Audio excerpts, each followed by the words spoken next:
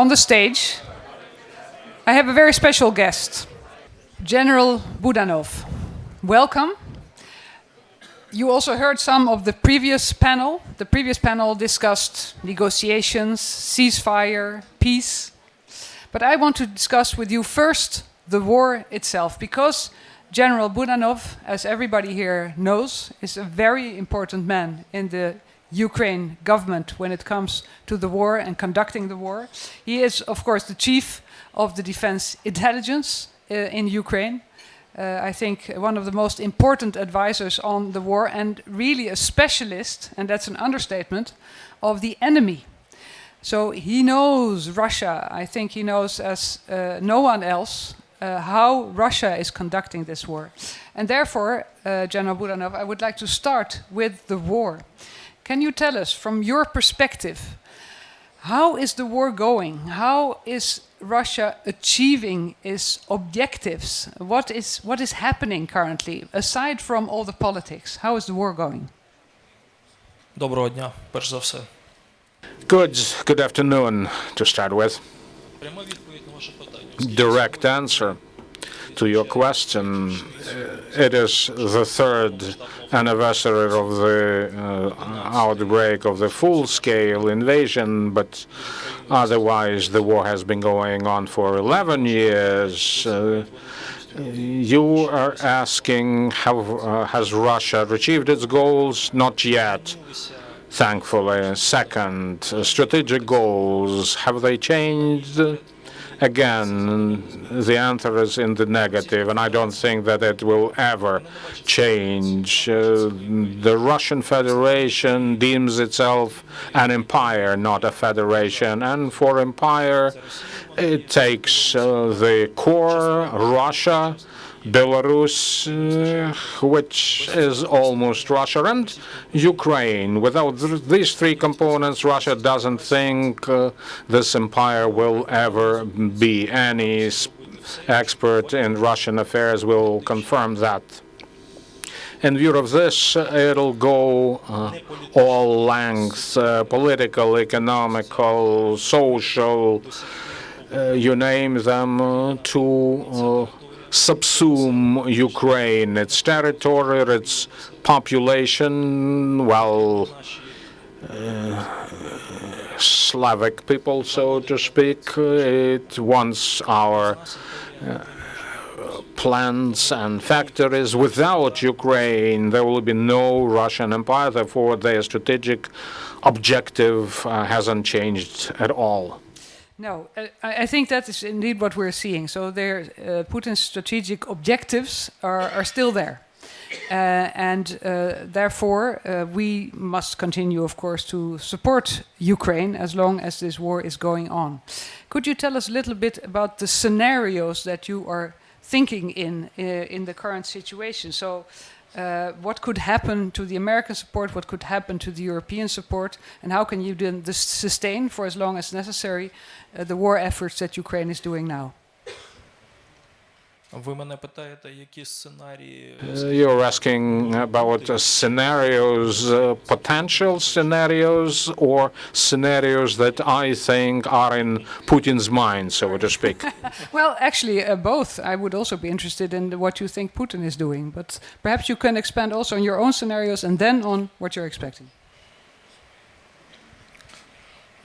Дивіться, якщо більш широко... Okay, I'll give a broader answer. The Russian Federation must be aware that it cannot achieve its strategic goal in a limited span of time. Well, I won't be saying that Russia hasn't achieved anything. They are advancing, not as fast, and this advancements of theirs aren't enough to make them achieve this goal. They need a rest to, to learn some lessons and of course along the way to destabilize the situation inside Ukraine. That'll support their effort. Yes, they want to occupy all of Donbass, Kherson region, Zaporizhia region, and maintain control over the temporarily occupied Crimea, but they need much more. And modern warfare isn't the only means or the only sufficient means for them to achieve this. Therefore, they want a pause. Yes, they want to pause. And at the same time, I think we are seeing, as you say, Russia hasn't changed its goals. One of the goals of Russia is also, I think, to try to destabilize not only Ukraine, but also the European Union, the NATO. It's trying to divide us. I think you have said it about Poland. So they're trying to divide Ukraine and Poland. It's one of the examples that you gave yourself. Are you seeing that Russia is becoming more successful in that? Дивіться, я ж почав з того, що російська Exactly what I started with. I told you that the Russian Federation deems itself an empire, not a federation. And of course, Russia would like to reinstate something similar to the former Soviet Union, including the so-called Eastern Bloc. Just imagine, 3 countries have become one, as inconceivable as it may look. Next step is Poland, the Czech Republic, Hungary, Bulgaria, all, so to speak, Warsaw Bloc countries will be subject to Russia's next step. And then, well, what happens then, we can only surmise. Sorry, I wait to hear all of your answers. Would you agree with one of your former colleagues, Sir Alex Younger, from the UK intelligence service, MI6, who has said, we see the world changing. We see the world changing into spheres of influence, where strong men from strong countries can decide for other countries.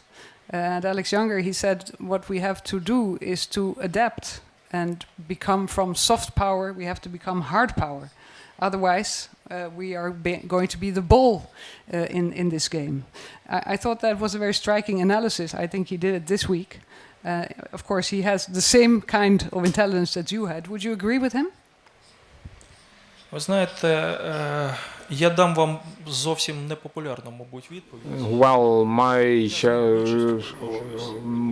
majorly I agree, but only thing where we differ, it's not the world which is changing. The world has always been that way. For some time, however, there was a respite we enjoyed, but the powerful were always trying to wield, to exert this power. Now it's gone. It is. So what we're talking now just testifies to my words. You know that the geographical center, so to speak, of Europe, many put in Ukraine. So in the center of Europe, at the heart of Europe, you have hundreds of thousands of people who have been affected, suffered, killed. There are many wounded, many tortured. So it's in many ways similar to the Second World War times, concentration camps. Well, they don't call them concentration camps, they call them prisons, but the conditions are the same. Just recall how many people died in captivity, or UAVs, missiles. They kill civilians, many more civilians than members of the military. Kindergartens, shopping malls, are they legitimate targets? But they are hit, and this has been the situation in Europe for at least 3 years, if not 11. So international law, is it gone to sleep or never existed? Well, thank you for pointing at these atrocities. I think we cannot say it often enough, because this is what war is, and this is what this war is.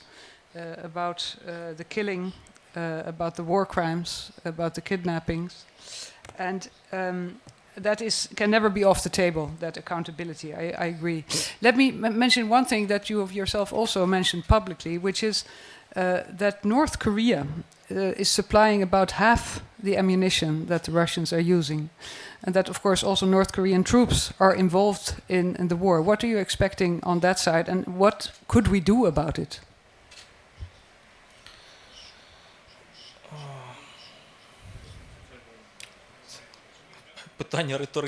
Well, this is a rhetoric question. What can we expect and what we can do?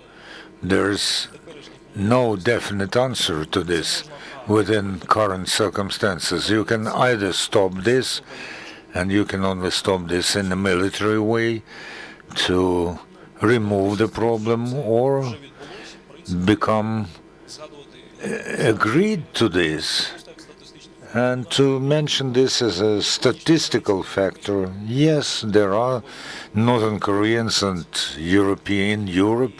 They are making war. They kill Europeans. And by the way, volunteers from European countries, also from America, from Asian countries, have faced those North Koreans as well.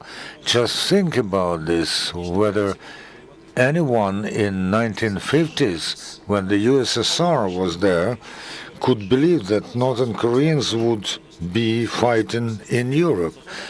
But now they have become an everyday phenomenon.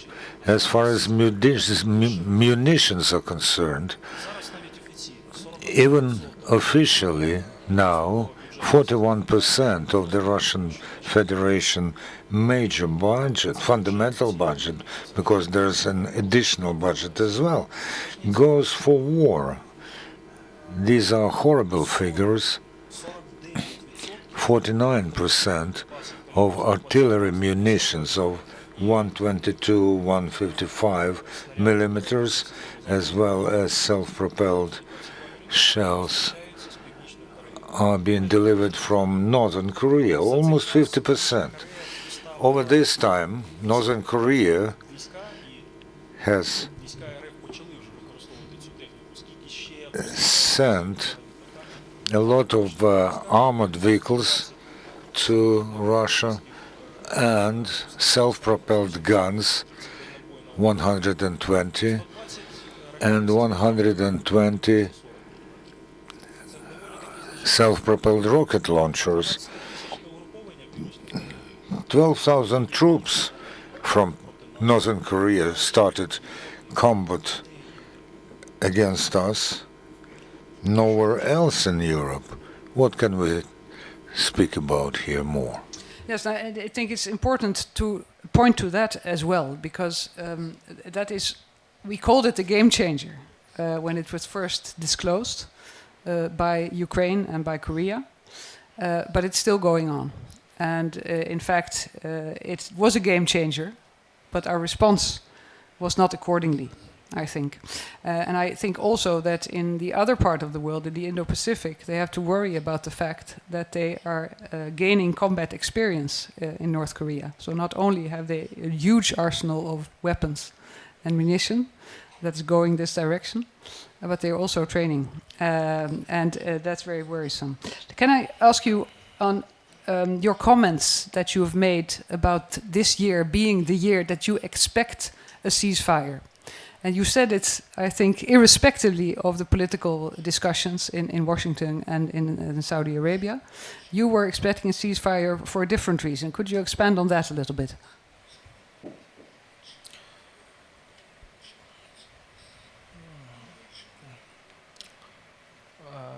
Ви якось так цікаво Well, you have, in such an interesting way, switched from the Northern Korean topic and Northern Pacific topic, switched to the ceasefire.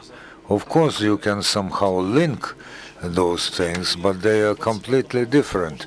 Do I believe that it is possible to reach ceasefire in 2025?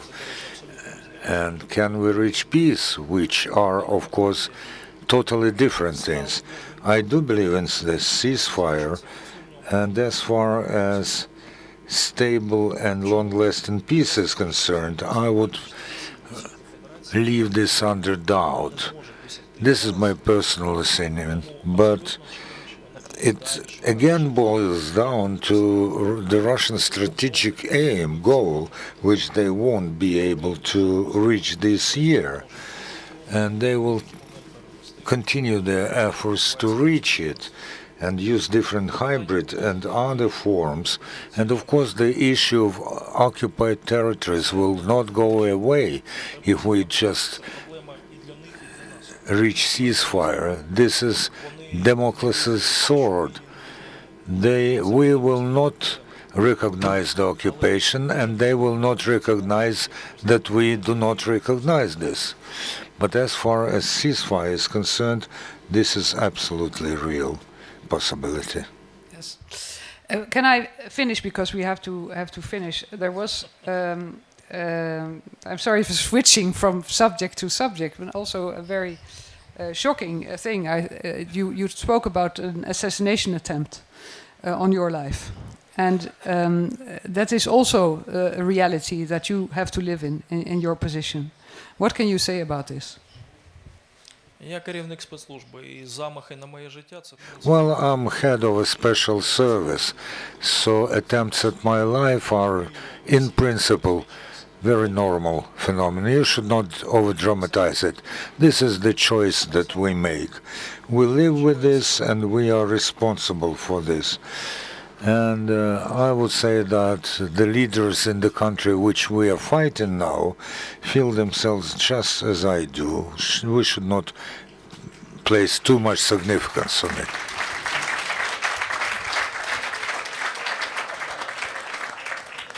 Well, I think this says everything about you, about your leadership, and it also says everything about the aggressor and the enemy that you're dealing with. General Budanov, I want to thank you for your time, for coming here, and for being so clear on all your objectives. Thank you very much. Дякую вам.